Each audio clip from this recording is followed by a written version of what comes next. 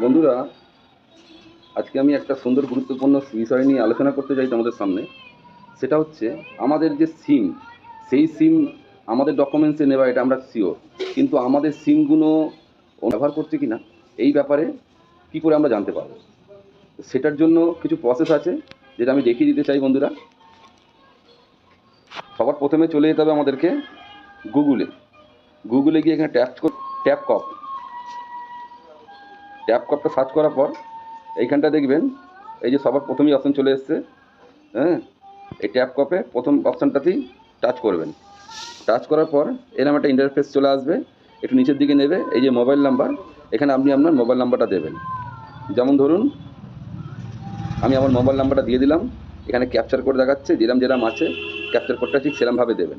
এতে করে সুবিধা হবে আমাদের ডকুমেন্টসের সিম আমরা ঠিকঠাকভাবে আমরা নিজেরাই ইউজ করছি কিনা, এটা আমাদের খুব ভালো হবে। এখানে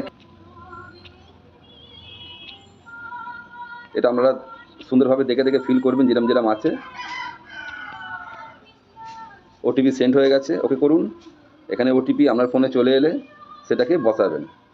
দেখুন আমাদের ওটিপি চলে এসছে, এখানে কপি করবেন, এখানে পেস্ট করবেন, দিয়ে লগ ইন করবেন। লগ ইন করলে জানতে পারবেন, এই যে দেখাচ্ছে আমার নামে, আমার ডকুমেন্টসে যে সিমগুলো আমি ব্যবহার করি সেইগুলো প্রথম চারটে, লাস্টের চারটে ডিজিট শো হচ্ছে। যদি মনে হয় এখানে আমার কোনো সিম আমার নামে আছে অথচ আমি ব্যবহার করছি না, মানে অন্য কেউ ব্যবহার করছে, তাহলে এরকমভাবে সিলেক্ট করে যেটা খুশি, যেটা আমার মনে হবে যে এইগুলো আপনার নয়, এই নাম্বারগুলো আপনার নয়, অথচ এইগুলো আপনার ডকুমেন্টসে এখানে রান করছে, তাহলে এইগুলো এখানে ক্লিক করে এখানে রিপোর্ট অপশান দেখিয়ে দিই।